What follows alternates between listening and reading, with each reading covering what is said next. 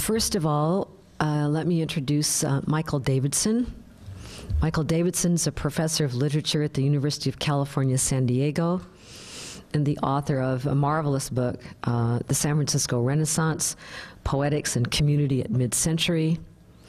Another book, Ghostlier Demarcations, Modern Poetry in the Material World, and Guys Like Us, Citing Masculinity in Cold War Poetics. He's written extensively on disability issues, and most recently, Hearing Things, The Scandal of Speech in Deaf Performance. He's completing a book now on disability and cultural studies in the age of globalization, entitled Concerto for the Left Hand, Performing Disability. Michael.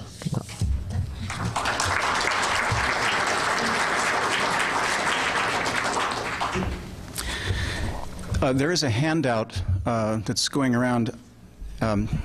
Happily or unhappily, I didn't imagine there would be quite so many people in the audience, so I didn't make enough, but I hope you can share. I want to join the chorus of thanks and praise for and about the Bancroft Library, and to Charles for organizing this wonderful conference. It's really an honor to be here on a panel like this, having heard from so many other distinguished historians, activists, civic leaders, and people who've been so much a part of the kind of work that I've been doing throughout my career. I've spent many a profitable day in the Bancroft reading room using its materials. When I was working on the San Francisco Renaissance, it was a basic repository for me. And I also want to give credit to the Bancroft Fellowship Program, which has provided many of my graduate students with stipends to help them complete their dissertations and then ultimately publish books that would then get them jobs. There is really no substitute for primary research to stoke the fires of scholarly innovation. And the most compelling work in American studies is indebted to libraries like the Bancroft that have put the most ephemeral and contingent of materials in Hollinger boxes. And it's the subject of ephemerality that I want to talk about today. As much as I enjoy doing archival research, I also find working on materials of living writers a little uncanny, a little like eavesdropping on a private phone conversation. Recently, a friend was working in a major repository, reading the correspondence between two poets for a book he was writing on contemporary ideas of community. He thought he was close friends with both poets, but became alarmed to find himself the subject of letters that excoriated his writing and described him as an academic poseur and opportunist. So much for the idea of community. In my own case, I remember working on notebooks by Robert Duncan here in the Bancroft, and also a wonderful oral history interview with Robert that goes on for many, many pages, to flesh out biographical details for work that I was doing on him. And I would incorporate Duncan's verbatim remarks from this oral history and from notebooks and so forth into my copy, and then I'd meet Robert the next day for lunch to show him the results. And invariably, he'd contradict everything I had just said. Oh, no, I couldn't possibly have been reading Emerson then, and I've never read Melville, and no, we were still living in Majorca, and so forth. So much for authorial verification. But I learned a lot from that, of course, about the tendency towards self-fashioning, and I think that's probably a useful research tool in itself. Sometimes it pays to have a living poet on hand. We happen to have such a person right here. The last time I saw Allen Ginsberg, I was giving a paper at a conference on the queer beats at the San Francisco Art Institute. While reading my essay, I saw Allen himself enter the darkened auditorium and sit in the back row. In the Q&A after my paper, somebody in the audience asked me about a poem of Ginsberg's that I knew only vaguely. Instead of fumbling around with an answer that evaded the poem altogether, I pulled that most improbable poet ex machina by asking Allen himself to respond, which he did so with characteristic generosity. In his poems, Walt Whitman often imagined himself looking over the shoulders of his future readers. Quote, "Missing me one place, search another. I stop somewhere waiting for you." He could not possibly have anticipated how literal this metaphor had become in contemporary scholarship. Freud describes the uncanny as an encounter not with something new or strange, but rather with the return of something familiar, so familiar that it can't be assimilated into the contemporary environment. The uncanny assumes two forms, the bodily and the social. The first assumes the form of repressed libidinal desires that return in new forms later in life. The second involves the return of atavistic, animistic religious practices in putatively modern civilized society. I have felt the return of both forms of the uncanny lately when I look in my email inbox and read posts from something called the Beat Museum that has moved into North Beach. Many of you perhaps are receiving posts from the Beat Museum. Under the direction of Jerry Cimino, the museum offers a collection of Beat memorabilia, manuscripts, books, signed editions, a Jack Kerouac coffee mug, Charles Bukowski's driver's license. On Wednesday, as you may know, the museum hosted a birthday party for Neil Cassidy, in absentia, I guess. This is a worthy endeavor appropriate to the ongoing North Beach literary scene, but the idea of a Beat museum seems somewhat of a cultural oxymoron. How could a movement so synonymous with the ephemeral and quotidian be contained behind display cases, archive boxes, and docent guides? What could be more of a contradiction in terms than putting the Beats into a museum, or a variorum edition of Howl, or a panel like this one? This oxymoronic conflation of permanence and change, archive and ephemerality, is one of the cultural legacies of the Beat movement, bringing to visibility the two bodies that Freud found so uncanny, the volatile physical body and the volatile social body. I'll have more to say about the former in a moment, but for now, it's sufficient to note that along with the Kinsey Report and James Dean, the Beat's celebration of the animal body, its sexual excesses and ardors, its innocence and complexity, raised embodiment to a prominence that has not gone away. As for the latter, the social body, I'm referring to the Beat's outing of what Kenneth Rexroth called the alternate society within Cold War culture.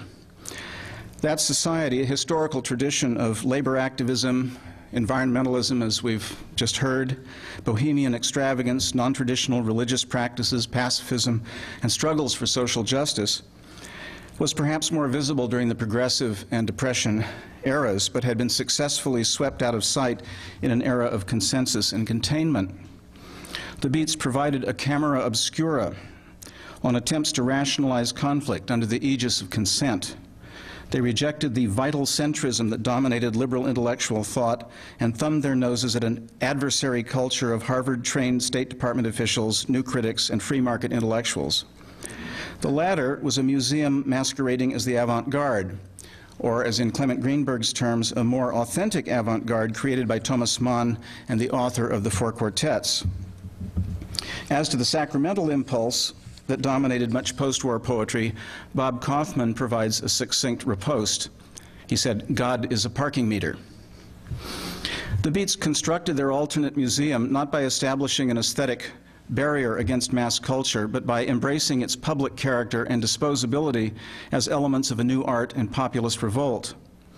At a moment when mass cult was being excoriated by Dwight MacDonald and the Frankfurt School, the Beats were appearing on radio and TV, writing in popular magazines, celebrating Crazy Cat and the Marx Brothers, and rediscovering the lost America of love in the shadow of the mad locomotive Riverbank, Sunset, Frisco, Hilly, Tin Can Evening sit-down vision. Fellow traveling artists like Bruce Conner, Wally Hedrick, Jess, and Wally Berman were creating art and sculpture out of the cast-off shells of cars, television sets, and Dick Tracy comics. Theirs was not an elegy to lost cultural stability, as it was for so many of the modernists, but an art of ephemera, the, quote, redemption of trash in the recognition of devotional objects, emblems, and signs rescued from the bottom, as Robert Duncan said. All of which has implications for representing the material text of the Beat generation in a way that acknowledges its quotidian character and locates it within the new consumer culture of the post-war era. Another anecdote here. When I was working on the papers of George Oppen some time ago at UCSD, where his papers are lodged, I discovered a series of daybooks made out of cheap foolscap paper that were held together with pins, pipe stem cleaners, and one of the manuscripts actually had a nail driven through it to hold it together. They were really interesting documents, a midden heap of pages of varying sizes and qualities with jottings taken from many sources: the newspaper, notes to his wife, quotations from philosophers, and drafts of the poet's own poems. And he'd get a batch of things together, and he'd cut a hole in it and stick a pipe stem cleaner through it. So these were books of a certain kind, a little bit like Emily Dickinson's fascicles.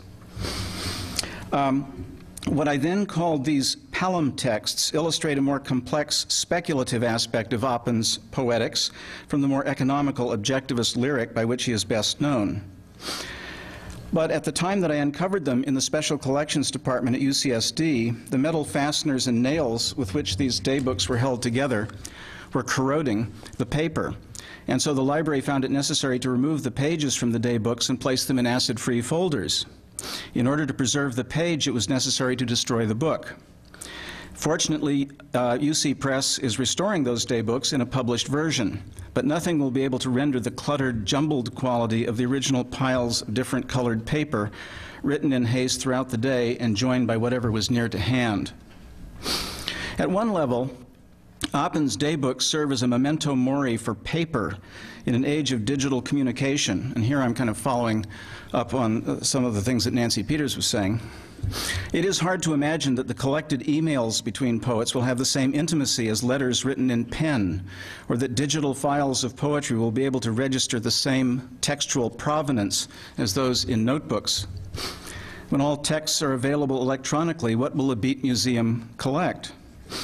I would make a modest proposal by suggesting that in addition to the small magazines and chapbooks, the museum needs to purchase the following items before they become too expensive on eBay: a mimeograph machine, a Gestetner printer, a reel-to-reel tape recorder, a manual typewriter, maybe 2 or 3 manual typewriters, a monaural hi-fi set with tweeter and woofer, a stapler, a pack of Lucky Strikes, and a pack of Chesterfields, and a pack of zigzag cigarette papers. Oppen's daybook also raises the issue of genre and classification that attends many key texts of the Beat generation. I'm not implying that George Oppen was a member of the Beat generation, but he certainly was a part of the movement out of which the Beat generation emerged. When we read in the San Francisco Chronicle that the teletype roll manuscript of On the Road is being displayed at the public library, or when we teach Howl in the classroom using the Norton Anthology with footnotes to Fugazzi's, Bop, and Bickford's, we may feel a certain queasiness at seeing an aura descend like a bell jar. Yet these texts, and I would include the third great pillar of the Beat canon, Naked Lunch, all courted their own disintegration by cutting across, quite literally in the case of Burroughs, the codex book and linear narrative, making literature hard to consume. Such formal fragmentation had already begun in the great works of modernism, from Pound's Cantos and John Dos Passos' USA trilogy to Joyce's Ulysses and Gertrude Stein's Portraits. But the Beats went one step further by making the material text a form of public speech act. The poem as exorcism, Ginsberg's Pentagon Exorcism, Amiri Baraka's Black Dada Nihilismus. The poem is Notebook, Philip Whalen's High Grade, Gary Snyder's The Backcountry. The poem is Ritual, Lou Welch, Circumambulation of Mount Tamalpais. The poem as Epistle, Diane de Prima, Revolutionary Letters. The poem is Jeremiad, Howl. The poem is Animal Roar, Michael McClure, Ghost Tantras. Nor could the Beat text be separated from its public reception. Many of these works were first presented live in coffee houses and bars, but it's worth remembering that their inaugural critical interpretation occurred not in classrooms and quarterlies, but in courtrooms. Howl, Naked Lunch, The Beard, the magazine Semina, and many others were all subject to censorship trials. Referring to the court transcripts for the trial of his play The Beard, Michael McClure said, quote, "I have a new publisher, the state of California. This has almost a complete text of The Beard. The state illustrated it for me and added 200 pages of commentary." For people who feel that the public intellectual is dead, I would address them to Michael McClure. Many of the threads concerning the conflation of public and private, ephemera and permanence, text and body, come together in the work of Larry Eichner, who died in 1966. And it is here that I want to return to the first of Freud's uncanny sources, the volatile body. And here I want to show a little clip of Larry Eichner so that you know who he is, and then I'll talk a little bit about him.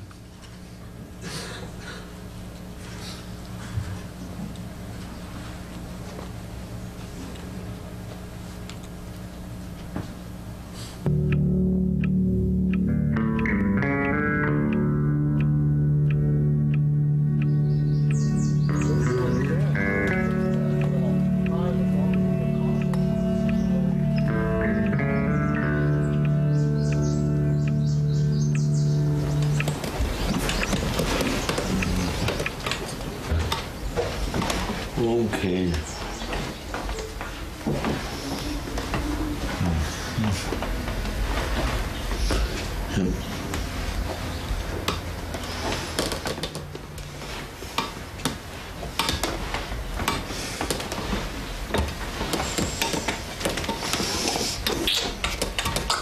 I push backwards, but then I go forward.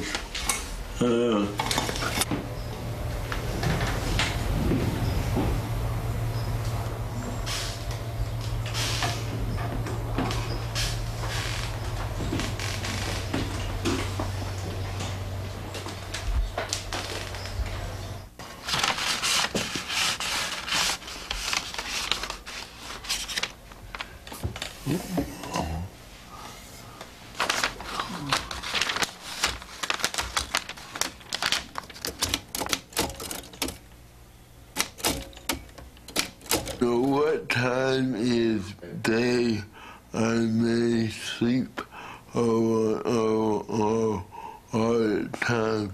What a consideration, what a question.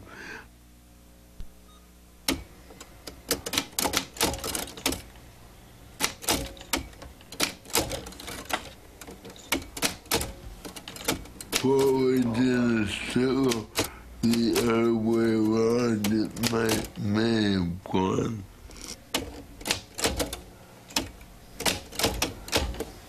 Let's talk what to do. A tree sits and birds come.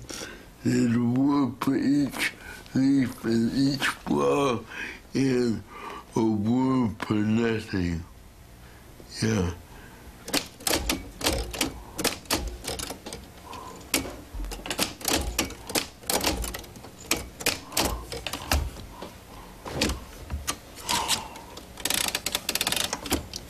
Okay.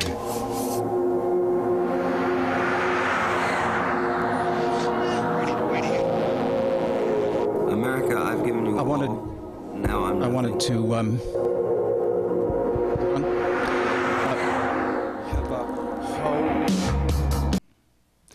wanted to add to the long catalog of important social movements that the Bancroft Library collects, the disability rights movement, the Center for Independent Living, which brought Larry Eichner from Massachusetts to California, was very important origin of a disability consciousness, and Larry was just one of many people who came to Berkeley as the sort of the Florence of the disability possibility. Although he is not usually considered a member of the Beat generation, Eichner was close to many of its members and is generally identified with the new American poetry. He was also a resident of Berkeley and was a central figure in our ongoing local Renaissance. What makes his strongest claim to participation in the Beat Museum is a poetry of direct observation and real-time composition. Perhaps more than any poet of his generation, Eichner recorded his surroundings with an immediacy that gives new meaning to the ethos of first thought, best thought. Consider the following from his long sequence, Ere the Trees, and I'm referring here to the printed, the type-printed part. The other side actually shows a little bit of his typescript, but I want to read the poem from Ere the Trees. Small flightless birds, the voice, far tinkling bells, museum of sorts, the rats destroyed, moving ashore midway, flat wall of the sea and sky. Each island rose farther than any whale, fins breathing above the waves, the mirrors, heat past sunshine, vibrations of air, spiders, then birds settle, reflexive man bringing what he can, interest in, the quickening run through, one thing at a time, tides, a large motion, small waves give boats, menageries from the bottom, rock crumbles to earth under rain, the seas, clouds molt the moon, flats, the whale is still hunted in certain parts, prodigal, the deep light. Eichner here seems to be responding to a seascape, perhaps one seen on television. The flightless birds, whales, and islands, and even Midway could be taken from a documentary on the South Pacific. But the poem is as much about the poet's acts of observing, comparing, finding affinities between islands, fins, and waves as it is about a single place. The attention moves so quickly that there is little opportunity to adjust to context, not unlike the way that the watery landscape seems to shimmer and vibrate in the heat.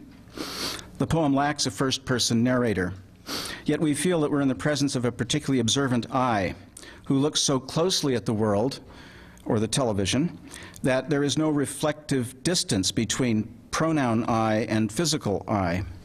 His ear is particularly alert to the explosive power of consonants, long vowels, and monosyllabic words.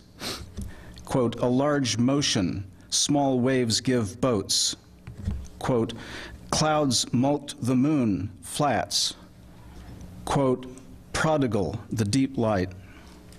As if commenting on his own practice, Eichner speaks of himself as a, quote, reflexive man, bringing what he can, interest in, the quickening run-through, one thing at a time. If he is reflexive in placing himself in the landscape, he is conscious of the ineluctable Darwinian progress that has brought life from the bottom to the surface of the sea. Like the whale breathing above the waves, he is vulnerable, quote, still hunted in certain parts. I've chosen this fragment from a larger series to illustrate several points about the material text of contemporary poets and about Larry Eichner's page in specific. His characteristic stepped lines veering steadily from left to right, the variable spacing between lines, and the truncation of syntactic elements are features that we identify with the field poetics formulated by Charles Olson, Robert Duncan, Allen Ginsberg, Denise Levertov, and so many others. And on the back, I've just taken a page from his TypeScript, vast amount of TypeScripts that were left, and which Stanford University Press is now producing in a 2-volume collection of Larry's collected works. But you'll see that characteristic stepped progress of his lines. But the physiological implications of field poetry, the poetics of voice and musculature, of action and projection, are complicated in Eichner's case by the fact that he lived with cerebral palsy throughout his life. Severely impaired from birth, he spent the greater part of his life in the glassed-in porch of his parents' home in Swampscott, Massachusetts, which served as a single vantage from which the world entered his poems and he entered the world. As we can see from the video clip that I just showed, Eichner's is decisively a poetry of the page, a field of intense activity produced entirely with his right index finger. The page is the measure of the poem, determining its lineation, length, and typographic organization. Although a few poems run on for several pages, the difficulties of changing paper in the typewriter often caused Eichner to continue the poem as a second column on the same page, as he does in the example in the handout. Nor is the machine by which he produced these pages insignificant. Because Eichner needed to lean on the keys and peer closely at the page, he could not use an electric typewriter. People kept giving him electric typewriters, but he got rid of them. He kept the portables. He worked on a succession of Remington and Royal portables that permitted him a degree of flexibility in composition. The manual typewriter also allowed him to release the platen and adjust the spacing between words, jamming letters or punctuation together or running one line into the next. Eichner's careful spacing of letter and word, his indentations and double columns could be seen as typographic idiosyncrasy, but they are also cognitive maps of his particular relationship to space and mobility. The stepped indentation that is the characteristic signature of his poems may very well result from the physical difficulty of effecting a complete carriage return. Hence, when he writes in the left margin of the poem, quote, "Slow is the poem," he's speaking as specifically about his own labor as he is about the difficulty of the art in general terms. I invoke Larry Eichner's page to remember a poet whose eye and ear were as responsive to daily life as any poet of the 1950s and 60s. Representing his page, as Stanford University Press is in the process of doing, means respecting his particular spacing and lineation, but it also means, for those of us who are editors and critics and lovers of poetry, describing his particular relationship to the page and the effort enlisted in its production. If we were to see that relationship as a triumphalist overcoming of adversity, the disabled poet is Christopher Reeve, this would simply reinforce an ideology of bodily normalcy that his example contests. Rather, his page reminds us of an embedded and animal nature in all of us, the forgetting of which has been one of the legacies of the Enlightenment. Eichner's page records a life lived within severely restricted mobility, yet testifies to the limits, as Charles Olson said, that any of us are inside of. Eichner's page also registers a ghost in the Beat Museum, the complex body seldom mentioned within the New American poetics of gesture, action, and orality. The Beats expose the body in important ways, appearing live on the Steve Allen Show, naked at the Vancouver Poetry Conference, disheveled at the Trilling's Uptown Cocktail Party, obstructive at the Chicago '68 Convention, Oakland Induction Center. This is the uncanny mirror that the Beats held up to Cold War society, the specter of an embodied social identity and personal testimony that offered a new sacrament, as Ginsberg said, the absolute heart of the poem of life butchered out of their own bodies, good to eat 1,000 years. But just as the Beat text cannot be contained in acid-free folders, so the Beat body in all of its Blakean nakedness cannot contain the fullness of what embodiment means in a society that presumes health and normalcy. In that context, Eichner's page stands as a corrective and critique. If one dream of the Beat generation of writers was to achieve a kind of presence, a discovery of the transcendent in the local, Eichner's poetry would seem to realize that dream most concretely. The museum that contains that dream must represent the body that is not there and the body that is. Thank you.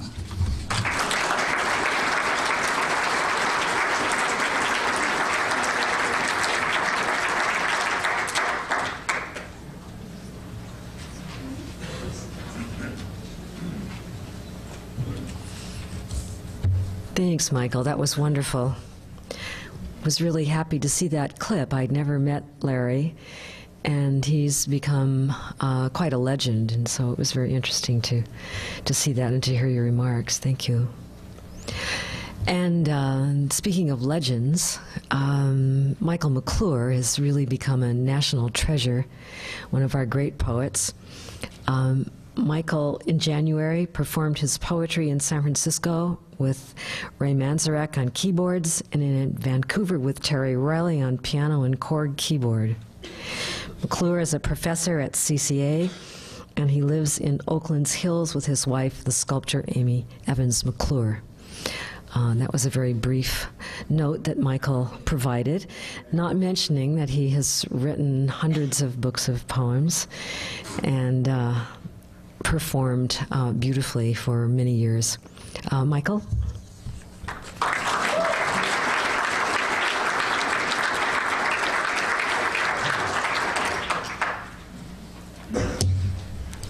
Well,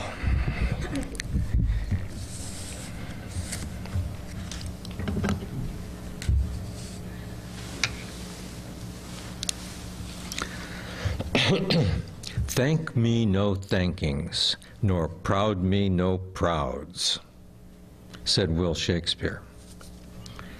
But I say, seldom in my life have I been as thankful to an institution as I am to the Bancroft and its special collections, especially to everyone I have met there, beginning with Tony Bliss and Charles Faulhaber, Dean Smith, and all of their associates, including the woman in the behind-the-scenes Xerox booth, who Xeroxed these slippings that I've taken from my collected journals of 1955 to 2001 that are maintained there. Thank you deeply for the past kindnesses and thoughtfulnesses, and for these and for those I anticipate in the future. And speaking of thanks and pride, I'm honored to have the core of my personal rumblings of 46 years watched over there by what Richard Brautigan would call machines of loving grace. Dehumidifiers, elevators, furnaces, dryers, sprinklers, etc., as well as the human beings of such grace who nourish the documents maintained there. I spent some time at the Bancroft a couple of years ago making a once-over gleaning of some of my notebooks that no one, not even me, had seen. And here are some of the, I mean, had seen since their writing, or for 20 or 30 years. And here are some of the, what I call the rescues. As far as I know, this will be the first ever public reading of the poems, and I'll begin with Ode to Roque Dalton, which came from my immersal in the poetry of the rebel Nicaraguan poet Roque Dalton through reading Jack Hirschman's translations of the clandestine poems. This poem of mine is a spontaneous, unrewritten poem of revelatory self-denunciation and self-exposure. And right up at the top it says May 1985. Ode to Roque Dalton. Sure, I can't write. Let me rejoice in this injury, this trauma, for I am here, and it is mine. This meat is me, and I will love who I am, but not this hideous stone temple that is me. Look, I'm covered with boils, flapping the spirit wings that breeze my brow within the mire. If flesh could be decadent, then that would be me. I read, mi poesia es como la siempre viva. My poetry's like the everlasting, paying for its price to life in rough-edged terms, by Roque Dalton. Sweet, bitter voice of a man who hurled himself against the barracks, while I stride in near freedom, constrained mostly by a monstrous image of myself that I've made the god of me. I'll love this pain as Roque loved his, and I'll say my chains are vanity, presumption, love of glory, and pride shaped into this body edifice that I meant to flow, that I claimed did move like water or wind above old muscled gravity. I have made myself a monster like a gun in cowboy boots, while I claim to be a smiling child, a soft-eyed boy in search of intense and pinkish pleasure, and found a deep and dark regret. A dark yet sweet offense repeated robot-like has made me a metal mask without pity for my spirit's coiling. Once I spoke of fire, but now I've carved the fire into a thing of wood and painted flames of a stained self, denying guilt and guilty splotches on the walnut grain. And here in the heart of silence, is my chance for birth. Surely there is guilt. I won't deny it, and it's mine. Why not let it be beautiful? I made it from the spirit matter of my Messiah. I was not starved, beaten, tortured, burned alive as a Central American poet, but whatever it was, the monster kink of Leviathan to the babe I was so long ago, I felt it flame that much. He or she speaks to me that much, the burning babe, and in real life I meant to burn and keep the torch aflaming. Nos olvides nunca que los menos fascistas de entre los fascistas también son fascistas. Don't ever forget that the least fascist among fascists are also fascists, says Roque Dalton. I am the fascist of myself, and not the smallest that dictates with rod and roar. It is not wrong to see Che as Jesus, Dalton did. Though I would not kill, I would spray paint Che's face on the clouds over the sunset sea where they are purple, where the mist tangles the orange bridge and its searchlights. For Che's face is the face of a lion, but I've made my lion into a creature of green-scented plastic and iron, and not the creature who smiles at the spider and lies down with the lamb. The God I mirror is my fascist image of self, but it's better to be a lion of flesh, alive and willing to die in the mountains. In the flowing mountains of spirit, I am a flower of meat, a scarlet trumpet bloom on a lost stone temple, but not the monster I push forward on my knees in silence as I crawl covered with boils. Let me love the artists and actors who are action philosophers. Let my selfishness turn to the rose of rage with bronzy thorns and petals of self-forgiveness. I will love all its struggles, even in the mire and pit of silence. Sure, I can't write. Let me rejoice in this luxury that gives me the chance for birth.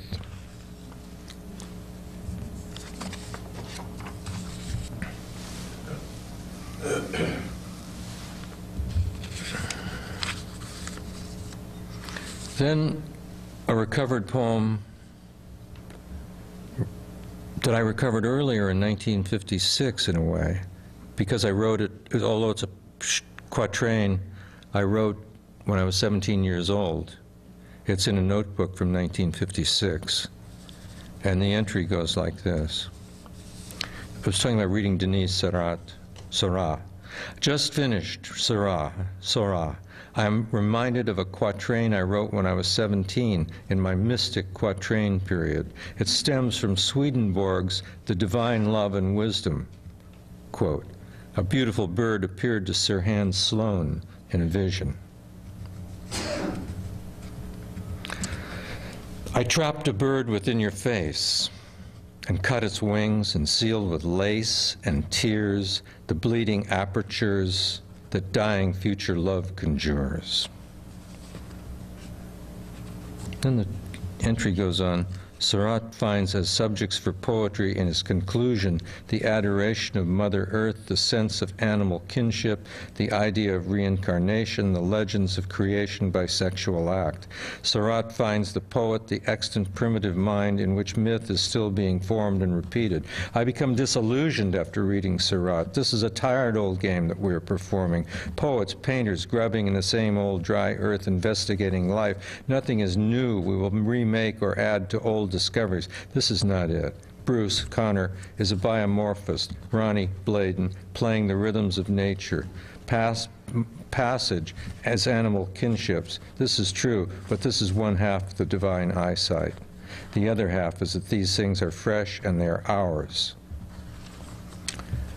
So that's a passage from containing a quatrain of mine from a journal from 1956. And then a poem from a journal in 1957 or so for the painter Jess. And Jess Collins was Robert Duncan's lover. And I remember a cockatoo that Robert and Jess had for a while in their kitchen, keeping it for someone, a live cockatoo. So nobody's ever seen this or heard it, and I was working on, all I have to do is go back and read the stuff I crossed out, and there it is. The Xerox kind of lifts the poem nicely out of the graphite. For Jess, for he sees it. The yellow neck feathers, a cape, the pale purple head, violet eyes, the circling curve of the clean beak, the bright back, white sides and breast, the thing alive bouncing on the perch bar watching me. A gentle angel of the morning, the dream of a Byzantine, a gentle angel in the morning, the dream of a Byzantine maiden, or the shape of joy from a Victorian parlor. It clattered to the cage side, showing the long, gleaming tail, the spot of scarlet beneath it, hanging on the chrome bars, an image of fear in the eyes. The bird was so beautiful, the words are a failure. I only wish I'd given it to Jess.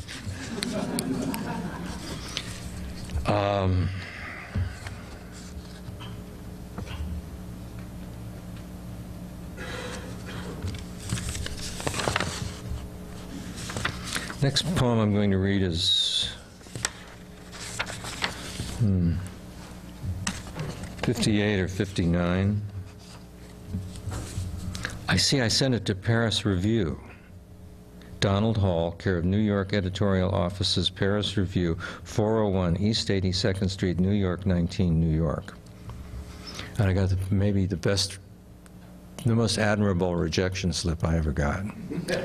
It was a standard rejection slip from the Paris Review, and added to it, and Donald Hall had added in his hand,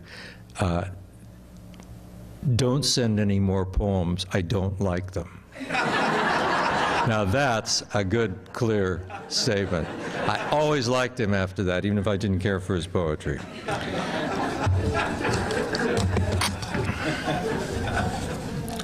Nothing like being forthright, you know?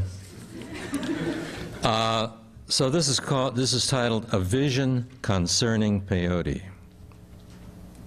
What did I say it was from? 58 is my guess. I am walking, concrete, green grass. I am walking and I perceive in the air what is about me. What Gnostic shapes of spirits, snake people, animal heads are in the air about me. The what? Transparent and vapory forms drift in the wind. Air? Beyond and about me. What a black and lumbering form. I mean shape I am as I walk in all this. And I am also as I am. And that all is sometimes beauty and makes no sense and does not need to. That my mistakes are beauty.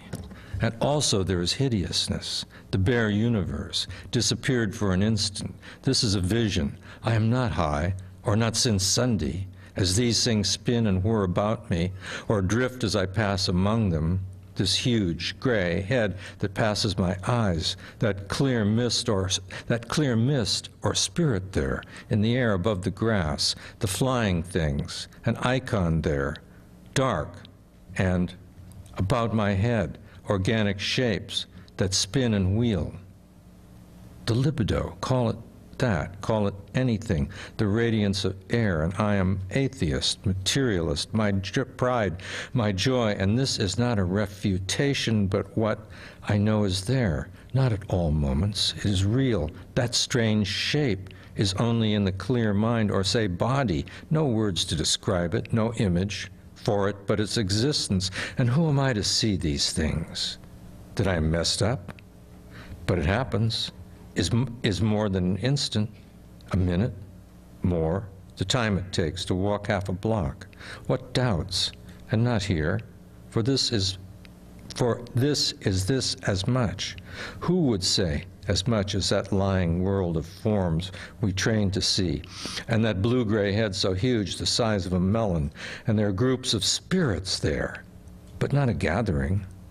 The ones made of vapors, if that is it, the weak powers, the drift that from causes and not causes themselves. This is it. The real thing that poets see, the Gnostics and alchemists have seen or spoken of. This is after. Why do I see it? Genetic and physiological? I have no strong will to see it. This is my honor. There is no gratitude for it. It is the real, and I am off the track and talk.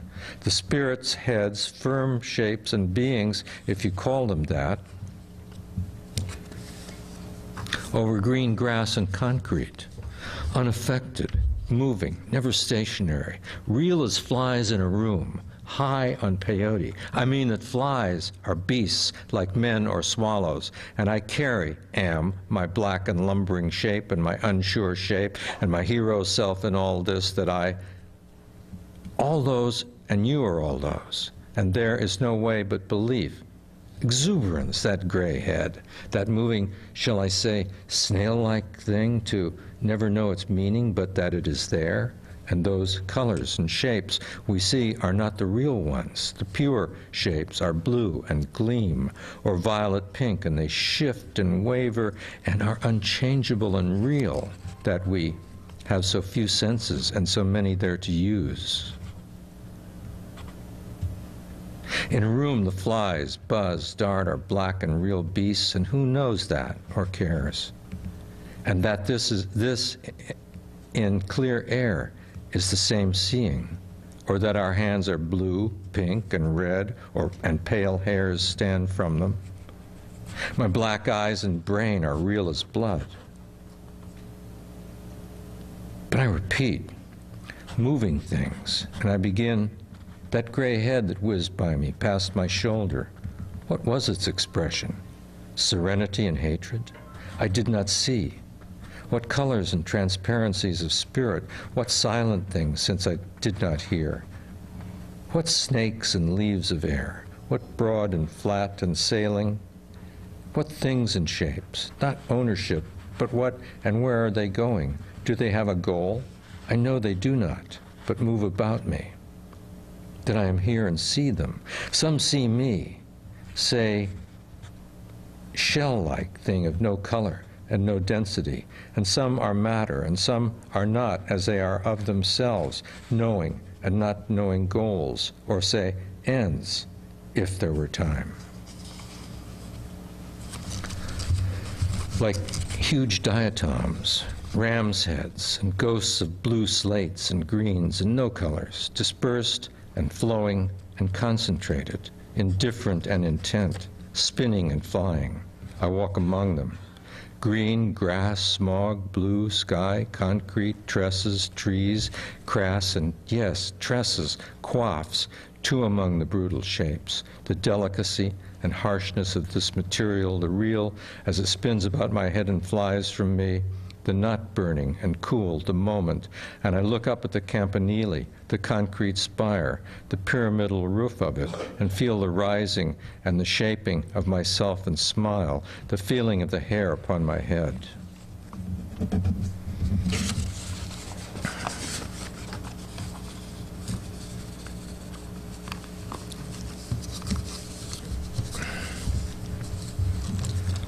I had completely forgotten that poem and that it existed. And I was sitting in a room in the Bancroft that I was using to glean these notebooks. And I wondered where this experience that I was describing had happened. Where did that happen? As I was reading the poem, what happened and where did I write it? When I came to the word campanile.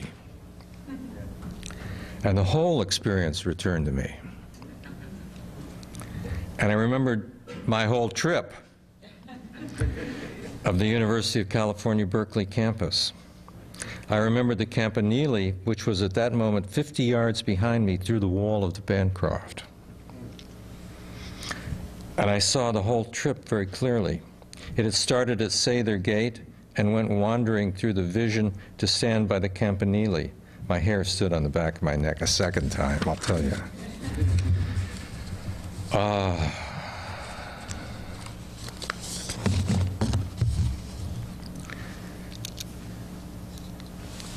Short poem.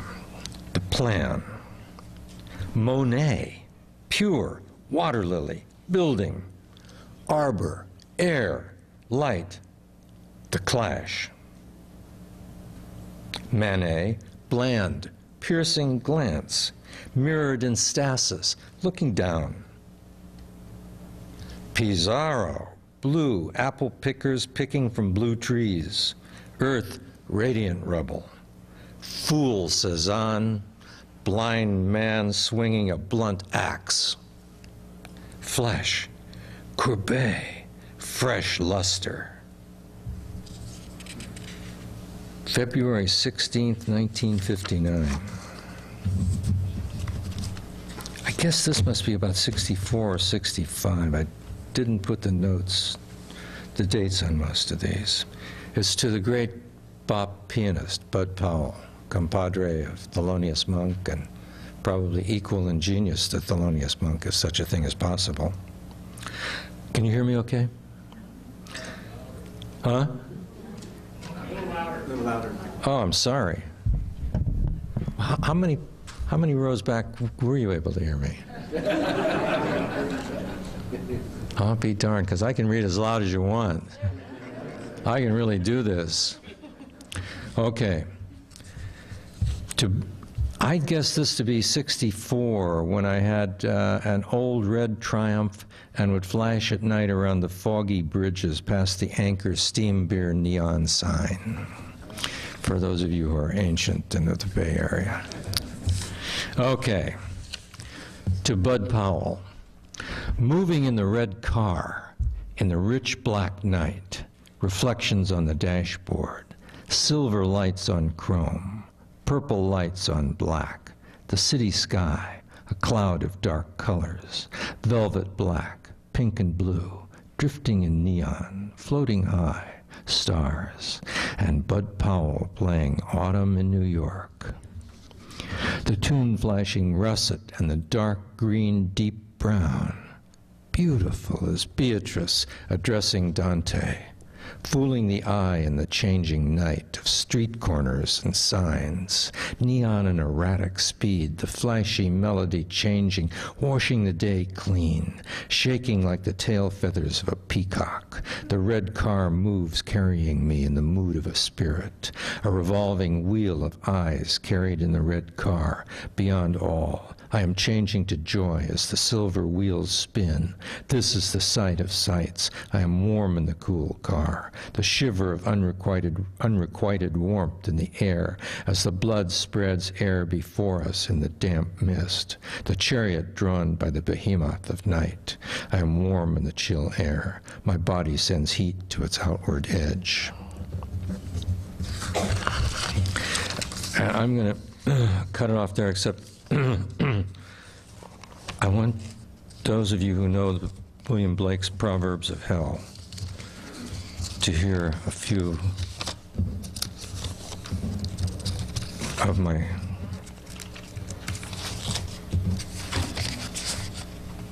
maybe. Oops. Oops. No.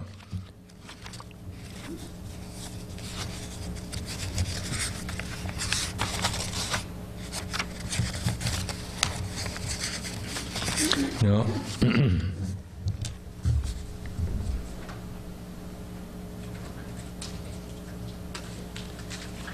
Oh, there's lots here. I could go on all night.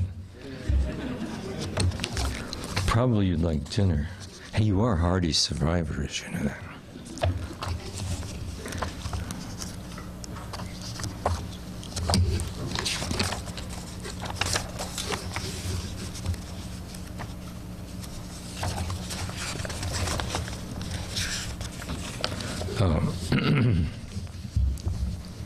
This is for those of you who know the Proverbs of Hell by William Blake. This piece of mine is called Means. Drive your cart and your plow over the bones of the dead means that history is meaningless. The concepts of Marxism and capitalism are totally without meaning. If there's a new politics, it will be biological politics, shaped upon completely new premises. The road of excess leads to the palace of wisdom. Means there is never an understanding of the beauty of the senses, for the only understanding is in the inaction. Prudence is a rich, ugly old maid courted by incapacity. Means that money is completely harmless. It is neither good nor bad, save for the qualities it has as silver, gold, or paper. He who desires but acts not breeds pestilence. Means kick in the walls, but when they are down, you must build shapes of comfort and then destroy those in turn. He whose face gives no light shall never become a star. Means insignificance gives birth to individuality, which gives birth to mammal consciousness. Eternity is in love with the productions of time. Means there are too many objects.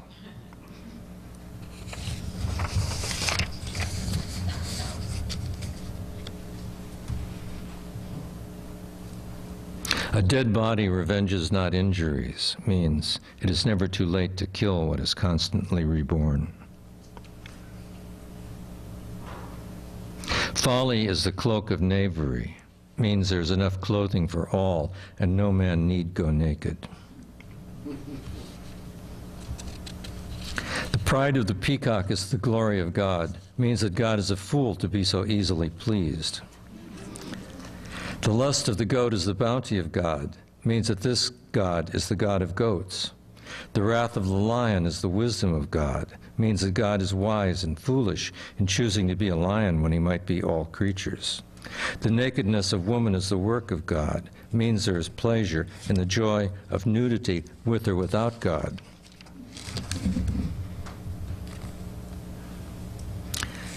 You can read two more.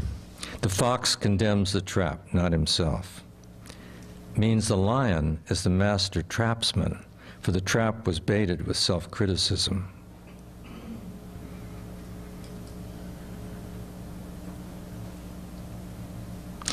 The selfish smiling fool and the sullen frowning fool shall be both thought wise, that they may be a rod.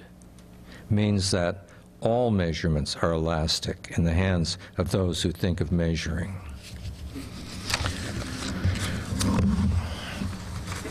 So, I thank you for your patience, and that's it for me.